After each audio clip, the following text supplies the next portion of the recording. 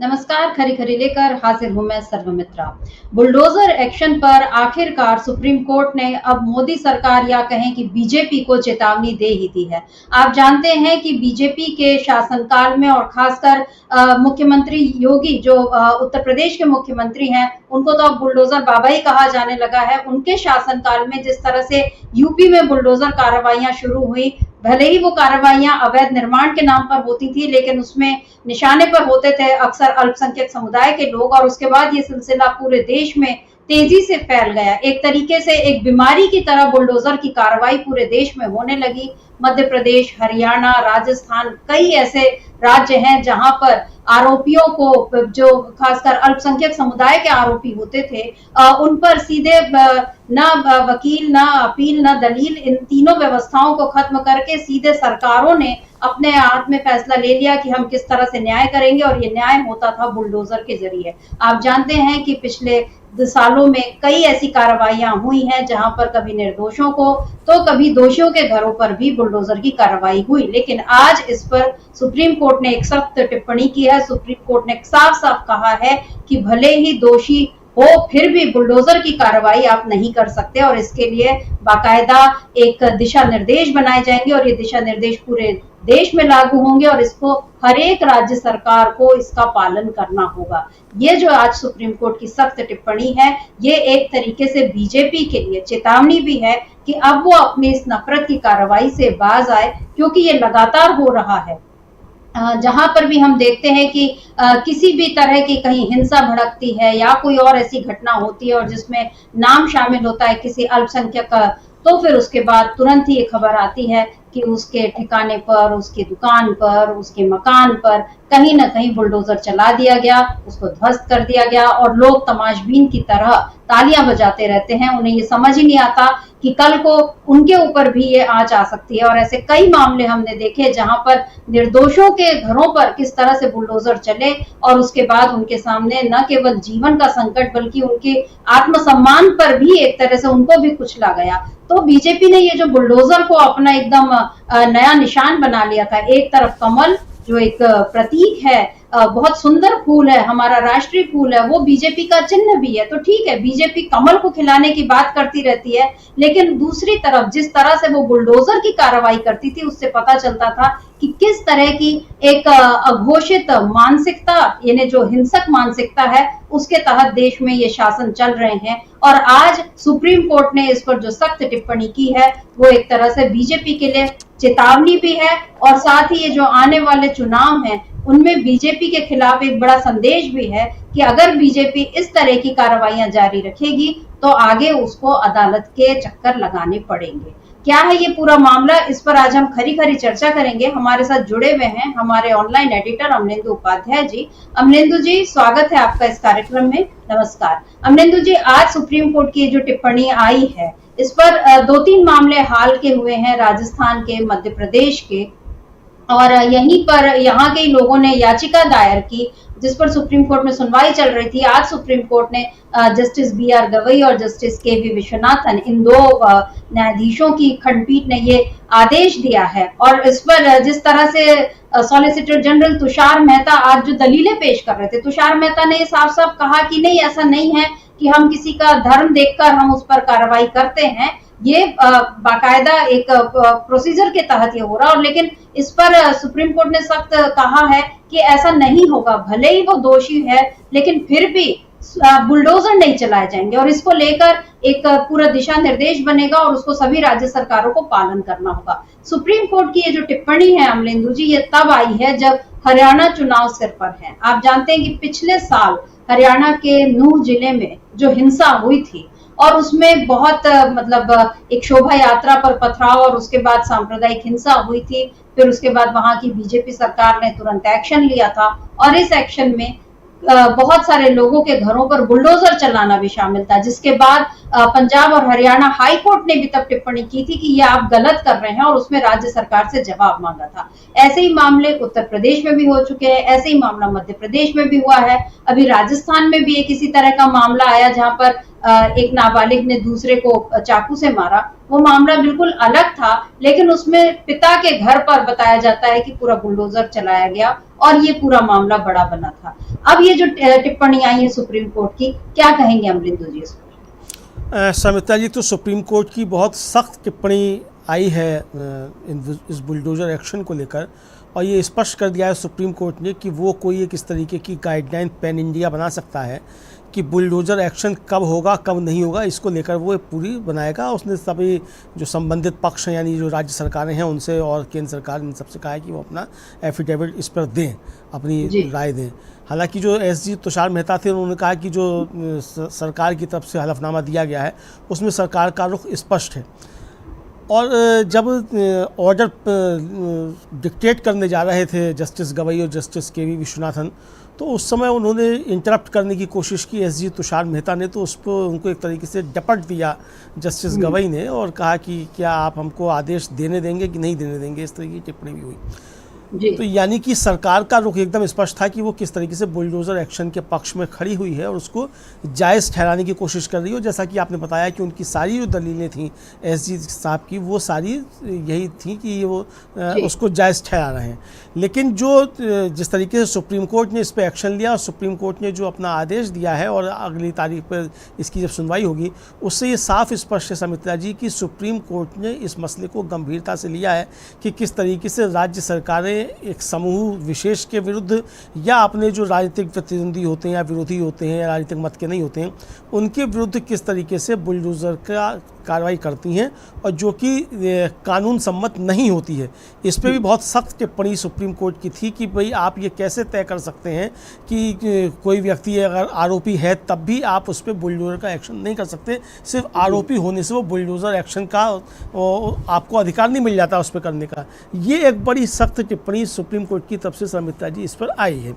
तो अब देखते हैं कि आगे क्या सुप्रीम कोर्ट कार्रवाई करता है। फिलहाल जो उसका आदेश है वो काफ़ी कुछ एक तरीके से कहा जाए वो प्रकाश डालता है, और ये मसला जो पहुंचा था वो दिल्ली का एक मसला था, उससे जुड़ता हुआ फिर पहुंचा, इसमें फिर और मसले शामिल होते चले गए समित्रा जी। जी जी जी बिल्कुल, क्योंकि दिल्ली में जहांगीरपुरी के जो हैं उन्होंने ये वकील फारूक रशीद उन्होंने एक याचिका दायर की थी। इसके अलावा मध्य प्रदेश के मोहम्मद हुसैन और राजस्थान के राशिद खान, इन लोगों की भी याचिका थी, और इन सब पर जो सुप्रीम कोर्ट ने आज ये कहा है, सुप्रीम कोर्ट ने साफ साफ ये कहा कि किसी का घर केवल इसलिए कैसे ध्वस्त किया जा सकता है क्योंकि वो आरोपी है, और याचिका जो दायर हुई उसमें ये कहा है कि बिना नोटिस के घरों को गिराया गया है, ये आरोप याचिकाकर्ताओं ने लगाया है। और इस पर तुषार मेहता ने कहा कि म्युनिसिपल नियमों के मुताबिक नोटिस देकर ही अवैध निर्माण को ढाया जा सकता है, और वो ये भी बोल रहे हैं कि अपराध में दोषी साबित होने पर हम ऐसा नहीं गिराते हैं और ये इसका धर्म से कोई लेना देना नहीं। ये सारी दलीलें भी आज पेश हुई,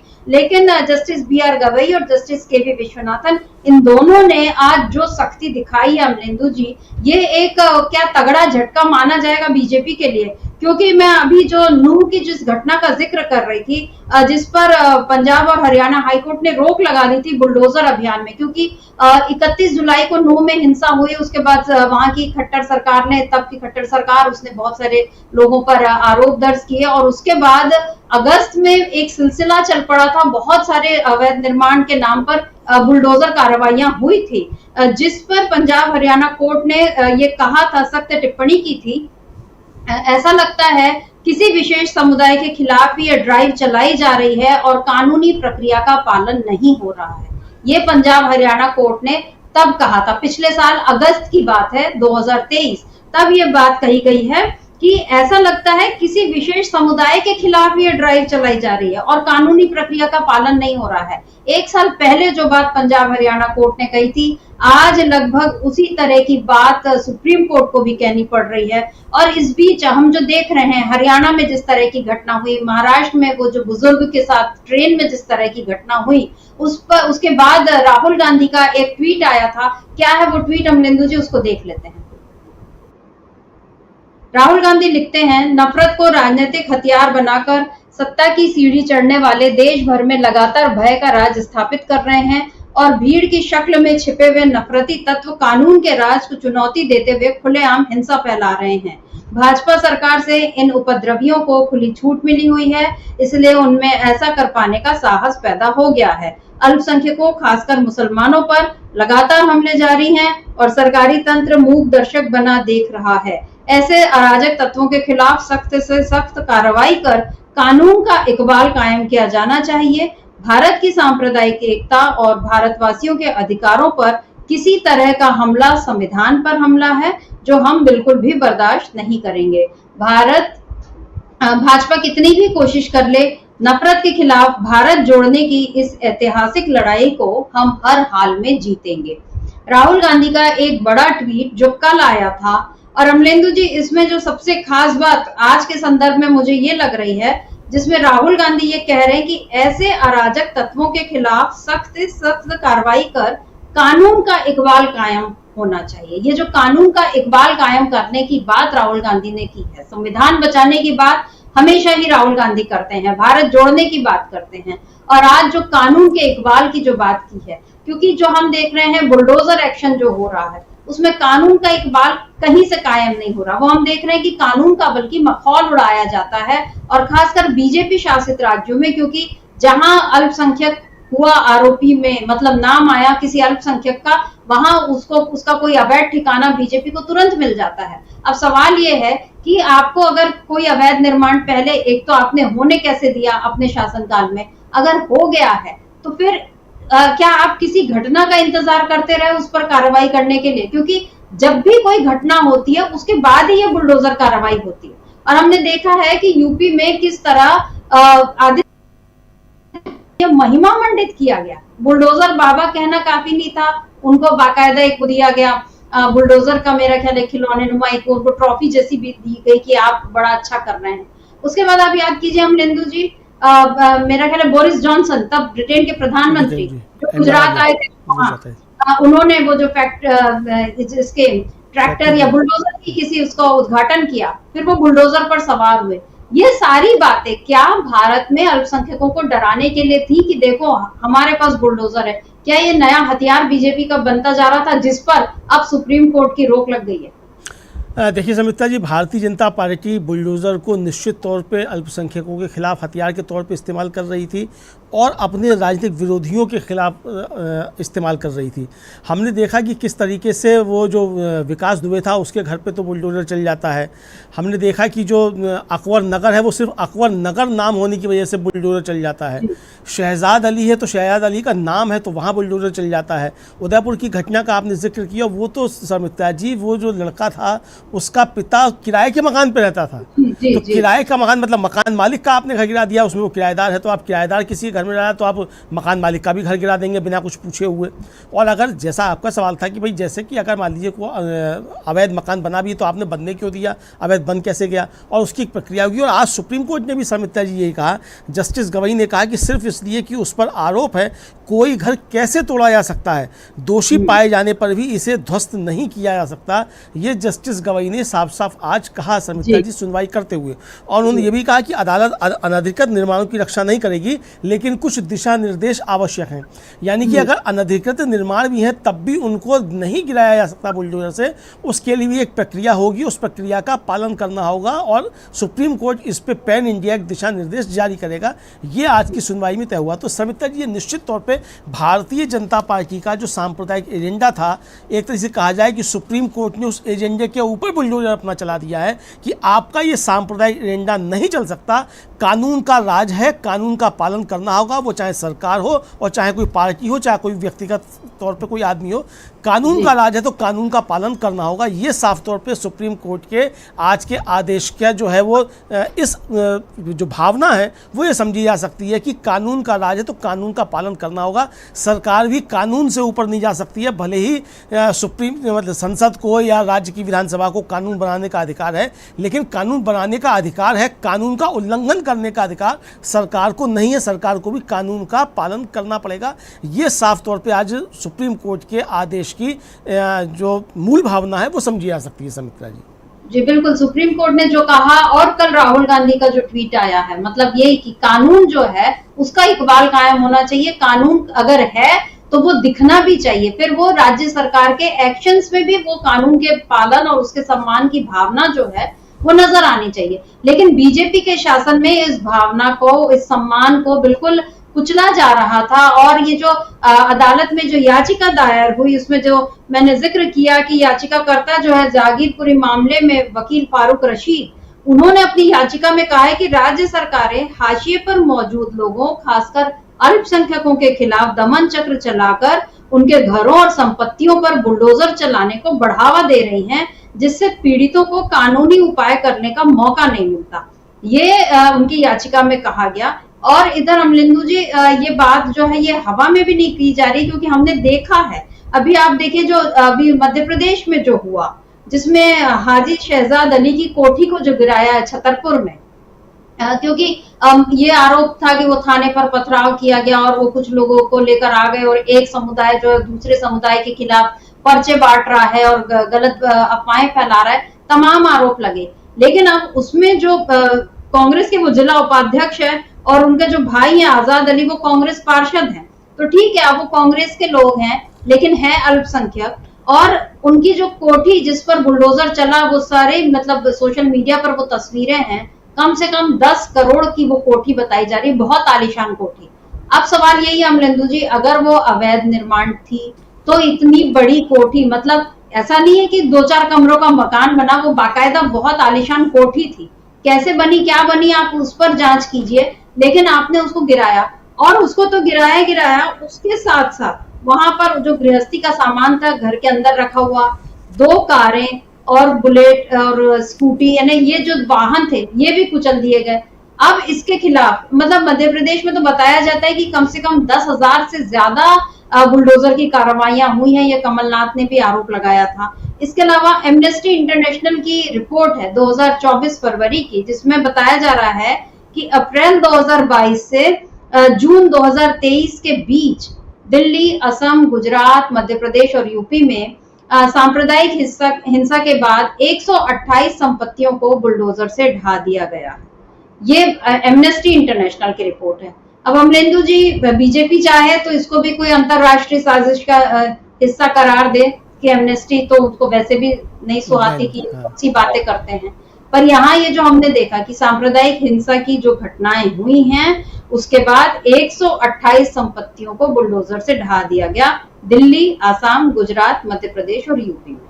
अब दिल्ली में भी जो मतलब ठीक है, कहने को आम आदमी पार्टी की सरकार है, लेकिन ये जो निगम की जो कार्रवाइयां ये तो बीजेपी के अधीन, और बाकी जो सारे राज्य हैं ये भी बीजेपी वाले ही हैं। क्या कहेंगे अब ये जो खुलासा हो रहा है, और आज जो बुलडोजर के मामले पर जो सुप्रीम कोर्ट ने कहा है, इसके बाद क्या बीजेपी का चेहरा जनता को समझ में आएगा?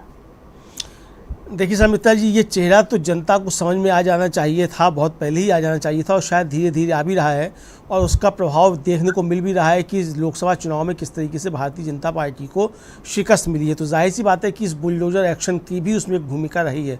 और खुद उत्तर प्रदेश के जो मंत्री हैं संजय निषाद, उनका बयान बाकायदा आया कि उन्होंने कहा कि जो बुलडोजर का कार्रवाई हुई उसकी वजह से भारतीय जनता पार्टी को उत्तर प्रदेश में नुकसान हुआ। ये हमारा कहना नहीं है, भारतीय जनता पार्टी की जो सरकार उत्तर प्रदेश में चल रही है उसमें सहयोगी पार्टी जो है निषाद पार्टी, उसके जो मंत्री हैं संजय निषाद, उनका कहना है कि इसकी वजह से उत्तर प्रदेश में भारतीय जनता पार्टी गठबंधन को, एनडीए को नुकसान हुआ। और ये साफ तौर पर समिता जी दिखाई पड़ रहा है।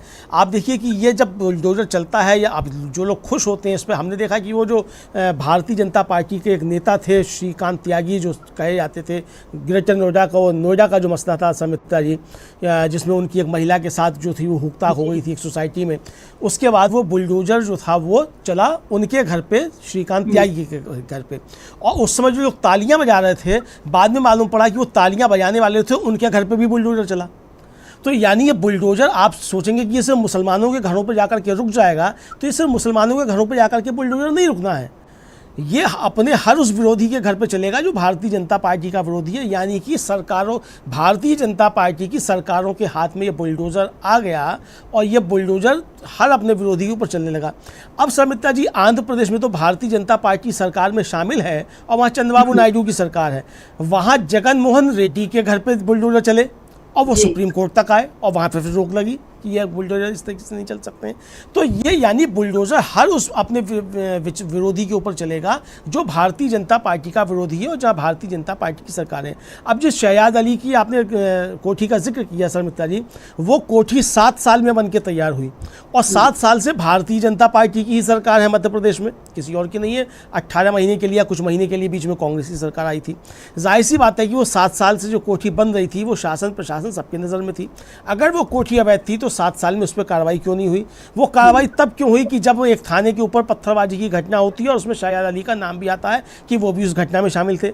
अब शामिल थे या नहीं थे वो एक अलग का मसला है। अगर शामिल थे भी उस घटना में तो ये अधिकार किसने दे दिया कि आप कोठी पे जा करके आप बुलडोजर चला देंगे? चलिए कोठी अवैध थी, लेकिन वहाँ जो 3 SUV खड़ी हुई थी क्या वो भी अवैध थी? उनके ऊपर बुलडोजर से तोड़ा गया, ये हमने देखा। इसका मतलब ये कार्रवाई शुद्ध रूप से निश्चित तौर पे ये बदले की कार्रवाई थी और चूंकि उसमें एक मुसलमान नाम था, उर्दू नाम एक शामिल था, इसलिए ये कार्रवाई की गई। ये समझ में आता है समिता जी। और आज सुप्रीम कोर्ट ने ये भी कहा, जस्टिस विश्वनाथन ने कहा कि अगर किसी पिता का कोई अड़ियल रवैये का बेटा है तो पिता जो है किस तरीके से उस पर आप कार्रवाई कर सकते हैं बुलडोजर की, ये नहीं चलेगा। ये जस्टिस के भी विश्वनाथन का कहना था।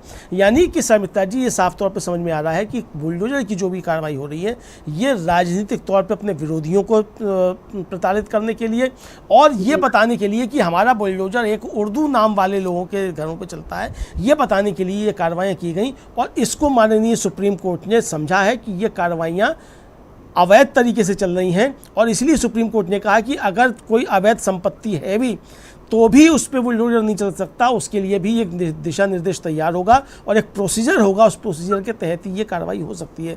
यानी कि ये समझा जा सकता है समित्रा जी कि अब इस पे कार्रवाई पे इस तरीके की रोक लगनी चाहिए। हालांकि पहले भी किस तरीके कई आ चुके हैं। आपको याद होगा समित्रा जी जब G20 यहाँ चल रहा था, हल्द्वानी में लगभग 4000 मकान और दुकान जो थे वो गिराए गए बुलडोजर से।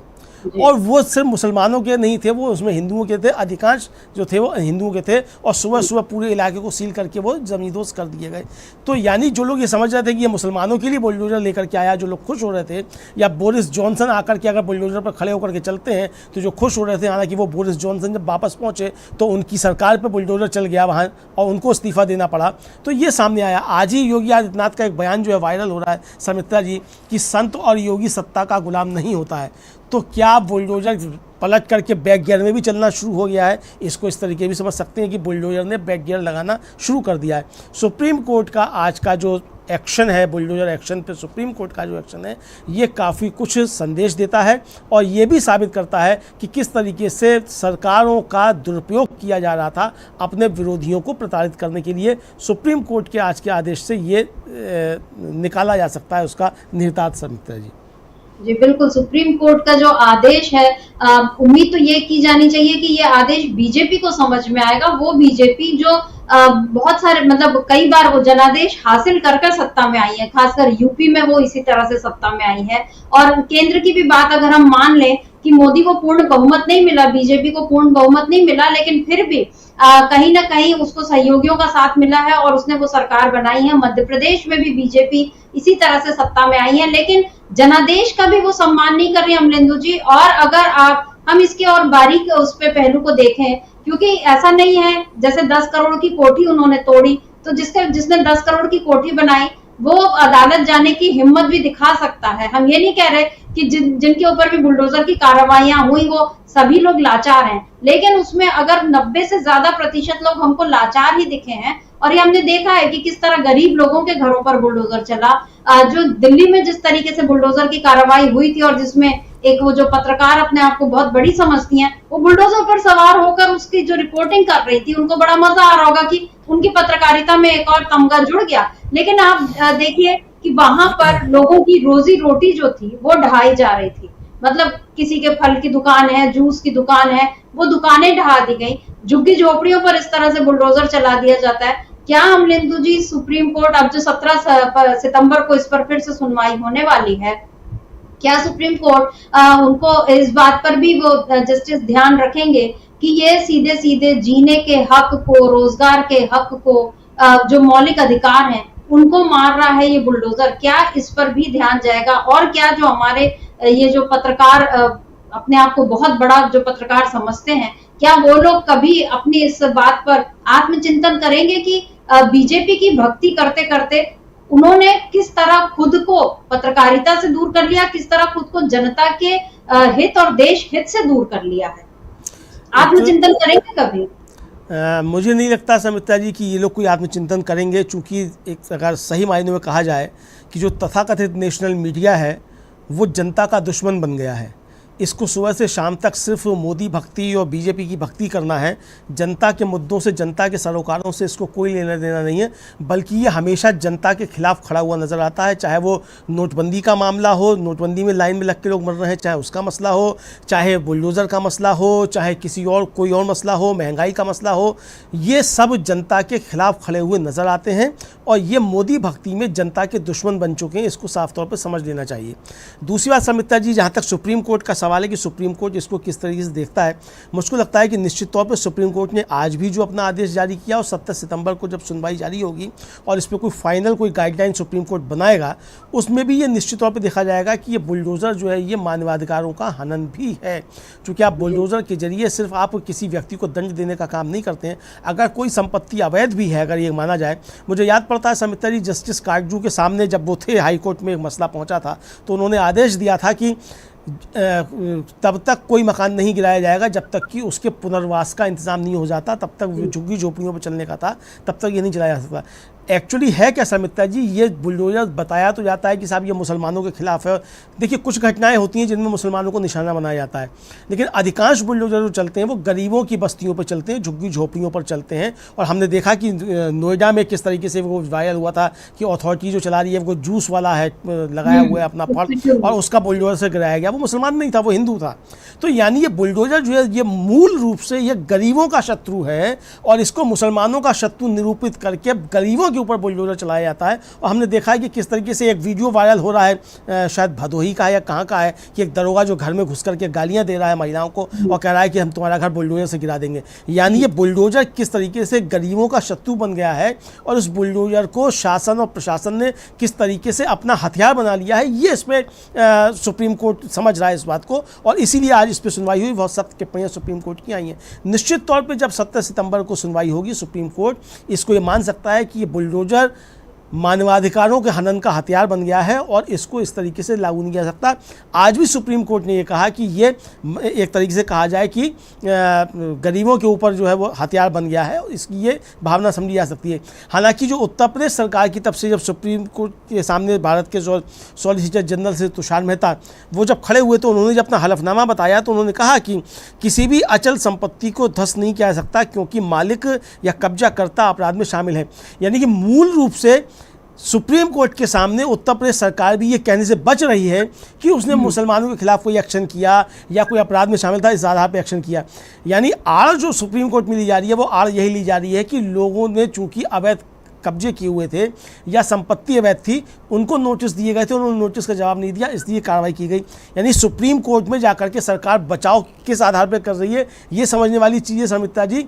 और योगी आदित्यनाथ या कोई और या भारतीय जनता पार्टी उसको महिमामंडित करती है तो वो किस आधार पर करती है ये समझा सकता है।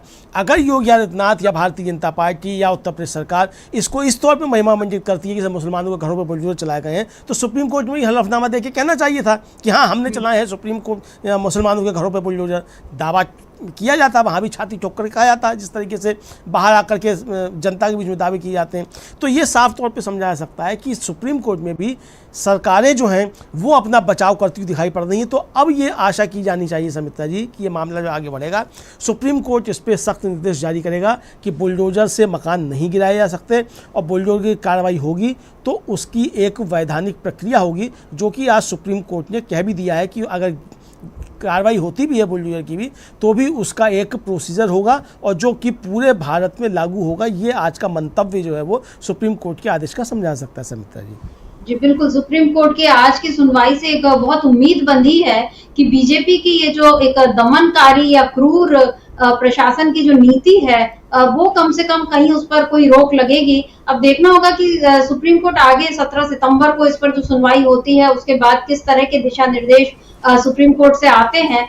लेकिन इसमें अगर जैसा ये बताया जा रहा है कि अवैध संपत्ति अगर है तो उस पर ही ये अवैध कब्जे पर बुलडोजर चलने के वो जो नॉर्म्स अभी बने हुए हैं। लेकिन अगर अवैध संपत्ति खड़ी करने वाला दोषी है तो फिर जिन लोगों की सरपरस्ती में या जिनके प्रशासन में, जिनकी देखरेख में, जिनके निगरानी में ये अवैध संपत्ति खड़ी हुई, क्या उन प्रशासनिक सरकारी अधिकारियों पर भी कोई सख्ती बरती जाएगी, ये भी देखने वाली बात होगी। अमरेंद्र जी, आपसे आखिरी सवाल अब मैं इस कार्यक्रम में करना चाहती हूँ कि ये जो सुप्रीम कोर्ट का आज जो सुनवाई हुई है बुलडोजर को लेकर, आने वाले चुनाव है हरियाणा के, क्योंकि जम्मू कश्मीर में अभी ये मामला उतना तूल नहीं पकड़ा है, वहां पर अलग मुद्दे हैं, लेकिन हरियाणा में ये जो बुलडोजर एक्शन को लेकर बीजेपी जिस तरह से घिरी हुई है, और यूपी में अभी जो 10 सीटों पर उपचुनाव होने हैं जिनकी घोषणा अभी नहीं हुई है, लेकिन जब भी होगी तो क्या ये बुलडोजर एक्शन, इस पर बीजेपी घिर जाएगी? क्या जनता वहां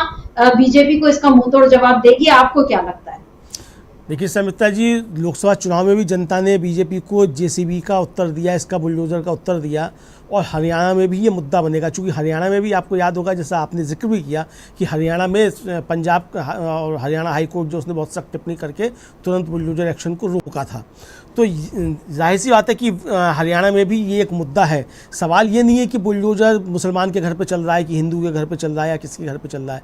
सवाल ये कि इलीगल एक्शन सरकार ले कैसे सकती है। सरकार जो है वो कानून का पालन करने के लिए, कानून बनाना भी समिता जी सरकार का काम नहीं है, वो भी संसद का या विधानसभा का काम है। तो संसद या विधानसभा भी अगर कानून बनाती है तो उसमें पक्ष विपक्ष दोनों शामिल होते हैं, तब वो कानून बन करके आता है। अकेले सरकार कानून नहीं बनाती है। वो एक अलग है टेक्निकल पहलू की, सरकार चूंकि बहुमत में होती है तो बहुमत के आधार पर बनता है, तो सरकार की उसमें भूमिका होती है, ये तो सही बात है। लेकिन जो कानून बनता है वो संसद या विधानसभा बनाती है, तब कानून बनता है। तो कानून बनने के बाद उस पर कार्रवाई जो करनी होती है वो सरकार को करनी होती है। तो सरकार भी कानून के क्षेत्र से बाहर जाके कोई कार्रवाई नहीं कर सकती है। तो इसीलिए सुप्रीम कोर्ट ने भी ये कहा कि अगर कार्रवाई होनी भी है तो उसके लिए पैन इंडिया एक दिशा निर्देश होंगे, उस पर कार्रवाई होगी। तो ये सुप्रीम कोर्ट का बहुत सख्त आदेश है समिता जी, और 17 सितंबर को मुझे लगता है कि फाइनल आदेश इस पर सरकार सुप्रीम कोर्ट का आ जाएगा, और 5 अक्टूबर को वहाँ चुनाव होना है। अब चूँकि हरियाणा में, और हरियाणा का मसला भी इसमें शामिल है, तो निश्चित तौर पे हरियाणा में भी इसको लेकर के बवाल होगा, और सुप्रीम कोर्ट का आदेश वो एक मुझे लगता है कि मुद्दा बनेगा निश्चित तौर पे इस चुनाव में। और आज का भी आदेश जो है ये भी, इस पर भी चर्चा होगी, और चर्चा शुरू हो गई सुप्रीम कोर्ट का। जैसे ही ये आदेश आया तो भारतीय जनता पार्टी को ये परेशानी हो सकती है। और वहाँ भी जिस तरीके से मैंने देखा, कुछ वीडियोस जो थे वो वायरल हो रहे थे, लोग कह रहे हैं कि साहब यहाँ भी योगी जैसा मुख्यमंत्री चाहिए, जो भारतीय जनता पार्टी के समर्थक हैं। तो जो योगी जैसा मुख्यमंत्री चाहिए जो बात कह रहे थे, उनकी भी समझ में आ जाएगा कि योगी जैसा मुख्यमंत्री जो है वो ठीक है, आपको आपकी इच्छा है योगी जैसा मुख्यमंत्री हो, लेकिन ये बुलडोजर एक्शन जिसके आधार पे आप चाह रहे थे, वो बुलडोजर एक्शन को सुप्रीम कोर्ट रोक रहा है। तो आपको अब योगी जैसा मुख्यमंत्री नहीं मिलेगा, आपको जो भी मुख्यमंत्री मिलेगा उसको अब जनता का मुख्यमंत्री होना चाहिए, और ये जनता की भावना के अनुरूप भी होगा समिता जी। जी बिल्कुल, सुप्रीम कोर्ट के आज के आदेश के बाद ऐसी उम्मीद बंधी है देश में कि अब ये जो बुलडोजर न्याय बीजेपी ने एक अपने तरीके का चला दिया था, जैसे कि जंगल के कानून होते हैं, वहां पर उनके जिसकी जो ताकतवर है उसकी मर्जी चलती है, कुछ इसी तरह का माहौल जो था देश में इस तरह बन गया था कि बुलडोजर की ताकत, ये इसको दिखाकर बीजेपी एक तरीके से गरीब लोगों को डराकर, आतंकित करके अपना राज चला रही थी। और उसको वो भले फिर मोदी ये बोले कि मेरे उसमें जो बहुत सख्ती और हम बिल्कुल जीरो टॉलरेंस वाली जो बात हो रही है, लेकिन इस जीरो टॉलरेंस का सच जो है आज सुप्रीम कोर्ट ने दिखा दिया है। बीजेपी को एक ये बड़ा झटका आज मिला है, क्योंकि वहां पर खुद सॉलिसिटर जनरल तुषार मेहता भी आज उनकी जो दलीलें हैं वो काम नहीं आई, और सुप्रीम कोर्ट ने जब ये कह दिया कि अब हम एक दिशा निर्देश बनाएंगे और जो सभी पूरे देश की राज्य सरकारों के लिए जिसको जो मान्य होगा, तो उसके बाद ये समझा जा सकता है कि सुप्रीम कोर्ट भी ये मान रहा है कि कहीं ना कहीं बीजेपी शासित राज्यों में जिस तरीके से बुलडोजर को लेकर एक आतंक कायम किया गया है, उस आतंक पर अब रोक लगनी चाहिए, और इस देश के हर एक इंसान को, चाहे वो अमीर हो या गरीब हो, एक उसके जो अधिकार है, मानवाधिकार है, सम्मान के साथ जो जीने का हक है, वो उसको मिलना चाहिए। ये आज सुप्रीम कोर्ट की सुनवाई से निकला हुआ एक बड़ा संदेश है। अब देखना होगा कि इसका असर आगे हरियाणा में और बाकी जो राज्यों के चुनाव होंगे उनमें क्या पड़ता है। तो अमलेंदु जी, आज इस चर्चा को हम यहीं रोकते हैं। आपका बहुत बहुत शुक्रिया, और शुक्रिया आप तमाम दर्शकों का जो आज आप हमारे साथ जुड़े और आपने इस चर्चा को ध्यान से सुना। आगे भी आप बने रहिए डीबी लाइव के साथ और देखते रहिए डीबी लाइव। नमस्कार।